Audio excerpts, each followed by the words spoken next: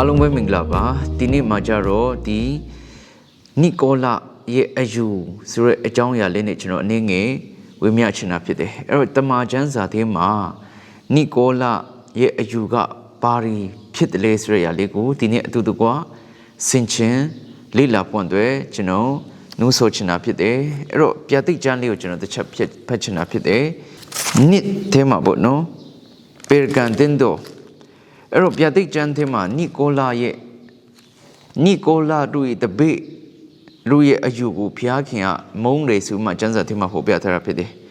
အဲ့တော့ဒီအိဖက်အသင်းတော်မှာကျတော့အိဖက်အသင်းတော်မှာရှိတဲ့သူတွေကျတော့ဒီနီကိုလာရဲ့အယူ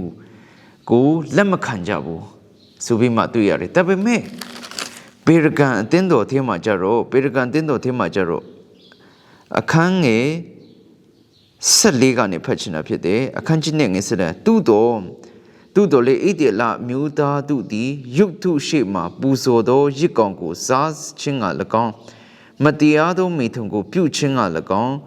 ထိမိ၍လေးเสียအရာကိုသူတို့ရှိ၌ချထားမိအကြောင်းပါလက်မင်းကိုအကြံပေးသောသူသည်ဟုသောပါလန်၏အယူကိုဆွေးသောသူတို့သည်တင်၏နေရာ၌ရှိကြသည်ဖြစ်၍တင်၌အနှင်းငယ်သောအပြစ်တင်เสียရှိ၏ထိုအယူနှင့်တဘောသူသောနီကိုလာတပိတို့၏အယူကိုဆွဲလန်းသောသူတို့သည်သူနည်းသူတင်၌ရှိကြ၏တဲ့ဒီနေ့အတင်းတော်ခုနှစ်ပါးသေးကိုပြောရတဲ့အကြောင်းအရာလေးကိုကျွန်တော်တွေ့ရဖြစ်တယ်ဒီအိဖက်တင်းတော်ကျွန်တော်ကြည့်တဲ့အခါမှာရှေးဦးမြတ်တာညော့နေတယ်လို့ပြောတာဖြစ်တယ်ဒါပေမဲ့ဒီပေရကန်အတင်းတော်ကိုကျွန်တော်ကြည့်တဲ့အခါမှာဘာလန်ရဲ့အယူယုတ်ထုရှိမှပူဇော်ထားတဲ့အရာကိုစားခြင်းနော်ပြီးဒီမတရားမေထုံတပါမျိုးသမီးတွေနဲ့မာယွန်းတဲ့အဲ့ဒီအကြံကိုဘယ်သူကပေးခဲ့လဲဆိုရှင်ဘာလန်ကနော်အဲ့ဒီလလူမျိုးတွေအကုတုပြန်နဲ့ထွက်လာတဲ့ခါမှာလမ်းမှာနော်ဘလူးမတိုက်လို့မရဘလူးမသူတို့ကိုမနိုင်တဲ့ခါမှာဘာလက်မင်းကဘာလန်ကိုမိစ္ဆာပရောဖက်ဖြစ်တဲ့နော်ဘာလန်ကိုခေါ်ပြီးမှချိန်ဆဲခိုင်းတယ်ချိန်ဆဲခိုင်းတဲ့ခါမှာဘလူးပဲချိန်ဆဲကောင်းကြီးပေးတဲ့စကားတွေပဲထွက်လာတာကျွန်တော်ကျမ်းစာထဲမှာတွေ့ရဖြစ်တယ်ဒီအကြောင်းအရာကိုကျွန်တော်တို့ပြန်မှာတွေ့ရမလဲဆိုလို့ရှိရင်တိုးလျာအခန်းကြီး24အခန်းကြီး25ကိုဖတ်တဲ့အခါမှာအဲ့မှာဘာလန်ကနောက်ဆုံးဘလူးမှနော်ကျိန်ဆေးလို့မရတဲ့အခါမှာအဲ့ဒါကြောင့်ကျွန်တော်ကျမ်းစာထဲမှာဖျားသခင်ရဲ့လူမျိုးတွေကိုကျိန်ဆေးလို့မရဘူး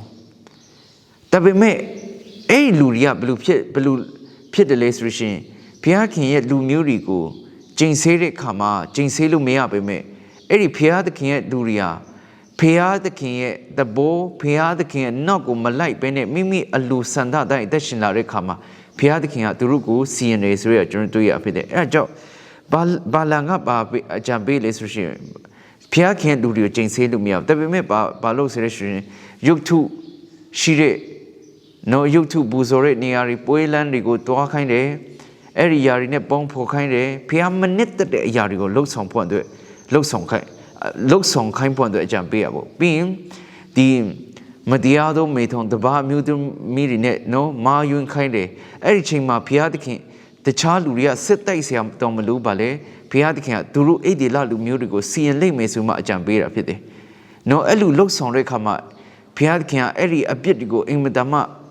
ယွန်းရှာမုန်းတဲ့ကြောင့်အိဒီလလူမျိုးတွေကိုစီရင်နေဆိုရကျွန်တော်တွေ့ရဖြစ်တယ်အဲ့ကြောင့်ဘုရားသခင်ရဲ့လူမျိုးတွေကိုကျိန်ဆဲလို့ရလားဆိုလို့ရှိရင်ကျိန်ဆဲလို့မရအောင်ဒါပေမဲ့ဘုရားသခင်ရဲ့လူမျိုးတွေဟာဘုရားသခင်မနစ်သက်တဲ့အတ္တကိုဘုရားသခင်ရဲ့နော်လမ်းပြခြင်းဒီမှာအသက်မရှင်တဲ့ခါမှာဘုရားသခင်ကကျွန်တော်တို့ကိုဆုံးမတယ်ဆိုရကျွန်တော်တွေ့ရဖြစ်တယ်နော်ဒီကျမ်းစာအဖြစ်တဲ့ပေါ့နော်အဲ့ဒီအယူနော်ဘာလန်ရဲ့အယူနဲ့သဘောတူတဲ့နီကိုလာရဲ့အယူတပိတွေကဘယ်မှာရှိကြလဲဆိုလို့ရှိရင်ပေရကန်တင်းတော်မှာရှိနေကြတယ်ဆိုပြီးမှဖော်ပြထားတာဖြစ်တယ်အဲ့ကြောင့်နောင်တရပါဆိုပြီးမှပေရကန်တင်းတော်မှာပေရကန်တင်းတော်ကိုနော်ဖျားခင်ကပြောပြတဲ့အရာကျွန်တော်တွေ့ရဖြစ်တယ်အဲ့တော့နီကိုလာရဲ့အယူကပါလဲနီကိုလာဆိုတဲ့လူကဘယ်သူလဲဆိုရကျွန်တော်ဒီနေ့အနေငယ်ပြောပြချင်တာဖြစ်တယ်နီကိုလာဆိုတဲ့လူကတမန်တော်ခန်းကြီး6အငယ်9နဲ့9ထဲမှာပေါ့နော်အခန်းကြီး6အငယ်1ကနေ6ထိဖတ်တဲ့နေရာမှာနော်တမန်တော်တွေက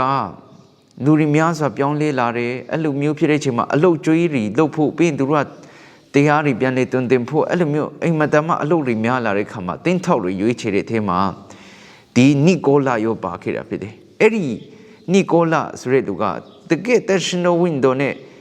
ပြီးွားတဲ့လူဖြစ်တယ်ဆိုပြီးမှတမန်တော်လေးကိုရောကျွန်တော်တစ်ချက်ဖတ်ချင်တာဖြစ်တယ်တမန်တော်ခန်းကြီး6အငယ်9နဲ့6ထဲမှာပေါ့နော်သူစကားကိုလူအပေါင်းတို့ဒီ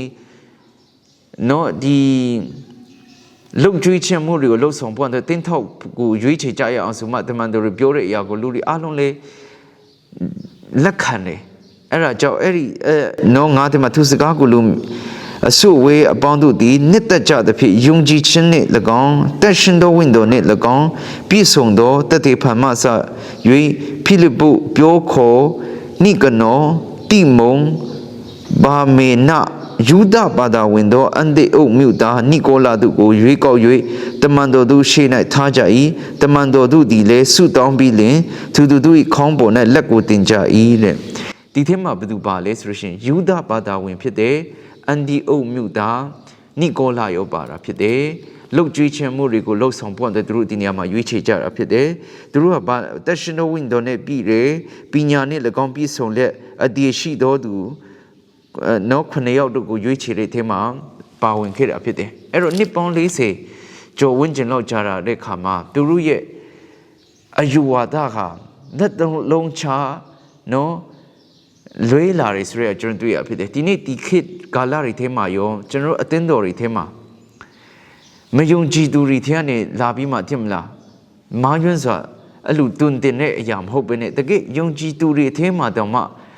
တမဆရာတွေထဲမှာတော့မှမာယွန်းစွာတွင်တင်တဲ့အရာတွေဒီနေ့ဒီကာလတွေထဲမှာရောအများကြီးရှိတာဖြစ်တယ်အဲ့ကြောင့်ကျွန်တော်တို့ဟာနှုတ်ကပတ်တော်ကိုကိုယ်တိုင်ဆင်ခြင်ပြီးမှကျွန်တော်တို့ဟာဖတ်ရှုလေ့လာပြီးမှဒီနေ့အသက်ရှင်ရမယ့်ကာလဖြစ်တာဖြစ်တယ်အိမ်မတမခေရင်ဆွေရတဲ့ကာလဖြစ်တယ်နှုတ်ကပတ်တော်ကိုလက်လုံးချနော်လွေးမစွာဟောပြောတွင်တင်နေတဲ့အရာဖြစ်တာဖြစ်တယ်ဒီနှုတ်ကပတ်တော်ကိုလွေးမစွာတွင်တင်ပြီးဆိုကြတဲ့နဲ့လူတွေများစွာတဲ့အစိတ်အတော့ဖြစ်စေတာဖြစ်တယ်အဲ့တော့ဒီထဲမှာရောပေရကန်တင်တော်ကိုဘာပြောလဲဆိုလို့ရှိရင်တင်တို့ရှိတဲ့နေရာမှာနော်ပါလိုင်းအယူကိုဆွေးတော့လူတွေနဲ့ပြီးရင်ဒီနိကိုလာရဲ့တပိတ်ရဲ့အယူတွေရှိတယ်တဲ့အဲ့ကြောင့်နောင်တရပါဆိုမှကျမ်းစာထဲမှာဖော်ပြထားတာတွေ့ရဖြစ်တယ်အဲ့တော့ဒီယုတ်ထုစေအရှိမဘူဇောခြင်းနဲ့ပတ်သက်ပြီးမှတမန်တော်ဘောလူကကျွန်တော်တို့ကိုဘယ်လိုတုံတင်ခဲ့လဲဆိုလို့ရှိရင်တိကိုခန်းကြီး30အငယ်18ထဲမှာနော်အဲ့ဒီရစ်ကောင်ကိုဘူဇောတဲ့အရာကိုစားတဲ့လူကအဲ့ဒီရစ်ကောင်ကိုဘူဇောတဲ့ဖျားနဲ့တဘောတူတယ်ဆိုတဲ့အတိတ်ပေသက်ရောက်ရဲတဲ့အဲ့ကြောင့်နော်ရစ်ကောင်ကိုပူဇော်ထားတဲ့အရာတွေကိုမစားဘူးဘာလို့ဆိုအဲ့ဒါကိုစားမိလိုက်လေဆိုရင်စားမိလိုက်တယ်ဆိုလို့ရှိရင်အဲ့ဒီရစ်ကောင်ကိုသူတို့ပူဇော်တဲ့ဖျားနဲ့ကျွန်တော်တို့ကဗာလဲတဘောတူတွေဆိုတဲ့အတိတ်ပေသက်ရောက်တော့တာပေါ့နော်အဲ့ကြောင့်အဲ့ဒီရစ်ကောင်စားခြင်းတွေကိုကျွန်တော်တို့မပြုတ်ဖို့အတွက်အတိအလင်းတမန်တော်ဘောလူကကျွန်တော်တို့ကိုတုံတင်ထားတာတွေ့ရတယ်တစ်ကောခန်းကြီး30အငယ်18ထဲမှာကျွန်တော်တွေ့ရဖြစ်တယ်နော်အဲ့ကြောင့်ပြီးနိကိုလာရဲ့တပည့်တွေကဘာလို့လဲဆိုရင်ဂျေဇုတော်ကိုလက်တလုံးချနော်လွေမအောင်တွင်တင်တဲ့အောင်ကျွန်တော်တွေ့ရဖြစ်တယ်အဲ့ကြောင့်ဒီနေ့အယံကိုဆင်ခြင်ရဂျေဇုတော်ယေရှုခရစ်တော်ရဲ့အသွေးတော်ကဘာလဲခတ်သိမ်းသောအရာတွေကိုဖြည့်လွတ်ပေးတယ်ဒါကြောင့်ဘာလဲဘာပဲလုပ်လို့ရသွားတယ်ပေါ့နော်လူမှုရေးရာသူများရုပ်ထုပူဇော်တဲ့နေရာဒီယာရီကိုတွားလို့ရတယ်ဆိုပြီးမှအဲ့လိုမျိုးလက်တလုံးချားလေးဂျေဇုတော်ကိုတွင်တင်တဲ့အရာကိုဖခင်ကလုံးဝမနစ်သက်ဘူးဆိုပြီးမှနော်ဒီဘေရကန်တင်တော်မှာရှိတဲ့လူတွေကိုပြောပြတာဖြစ်တယ်အဲ့ကြောင့်နော်ကျွန်တော်တို့ကဘယ်သူမှမဖြောင့်မြတ်ဘူးသိမလားယေရှုခရစ်တော်အားဖြင့်ပဲကျွန်တော်တို့ဖြောင့်မတ်တဲ့လူတွေဖြစ်လာတာဖြစ်တယ်အဲ့ကြောင့်သိမလားကျွန်တော်တို့ဘယ်တော့မှတက်ရှင်တဲ့လူမဟုတ်ဘူးအဲ့ကြောင့်အဲ့ဒီမာယွန်းနဲ့မိထုံပြုခြင်းဒီຢာတွေကိုသူတို့ကခွင့်ပြုတဲ့ပုံစံနဲ့တွင်တင်တဲ့အခါမှာအဲ့ဒီຢာတွေကိုဘုရားခင်မနစ်သက်ဘူးဖြစ်တာဖြစ်တယ်ဂျေဇုတော်ကကျွန်တော်တို့ကိုနောင်တတရားထလမ်းထီကိုဆွဲခေါ်တာဖြစ်တယ်နောင်တရပြီးမှဘုရားခင်ထဲမှာတက်ရှင်ခြင်းအသက်တာနဲ့အသက်ရှင်ဖို့အတွက်ဘုရားခင်ကကျွန်တော်တို့ကိုနော်ခေါ်သွင်းတဲ့အရာဖြစ်တာဖြစ်တယ်အဲ့ကြောင့်ကျွန်တော်တို့ကဗာလဲဂျေဇုတော်ဆိုတဲ့အရာကကျွန်တော်တို့ကိုအပြစ်လုပ်ဖို့အတွက်ကျွန်တော်တို့ကို lesson ပေးလိုက်တဲ့အရာမဟုတ်ဘဲနဲ့အဲ့ဒီဂျေဇုတရားထဲမှာ ခရစ်တော်နဲ့ညီအတူအသက်ရှင်နိုင်တော်သူတွေဖြစ်ဖို့အတွက်အေးကြီးတာဖြစ်တယ်အဲ့လိုပြောလို့လူဟာဘယ်တော့မှဖေယေရှုဖျားကိုရပြီးသွားရင်မာယွန်းတော့ဘူးလားဆိုရကမဟုတ်ပါဘူးတခါတည်းကျွန်တော်အားနေတဲ့ခါမှာမာယွန်းတတ်တယ်ဒါပေမဲ့အဲ့ဒီအရာတွေထဲမှာကျွန်တော်တို့ကနောင်တရပြီးမှဖျားခင်စီကိုပြန်နေပြီးမှတောင်းပန်တတ်တော်သူတွေပြန်နေပြီးမှအဲ့ဒီအမားလမ်းကိုကျွန်တော်တို့ကနော်စွန့်ပစ်ပြီးမှဖျားရဲ့လမ်းပြခြင်းထဲမှာကျွန်တော်တို့အသွင်တင်တဲ့လမ်းလျှောက်တဲ့တော်သူတွေဖြစ်ဖို့အတွက်အရေးကြီးတာဖြစ်တယ်။တရှင်တော်ဝင်တော်ဘုရားကကျွန်တော်နဲ့အတူပါရှိလာတဲ့ခါမှာအဲ့ဒီအရာတွေကိုကျွန်တော်တို့ကကြော်လွှမ်းနိုင်မှာဖြစ်တယ်ဆိုရကျွန်တော်ခေါ်ပေးချင်တာဖြစ်တယ်။အဲကြောင့်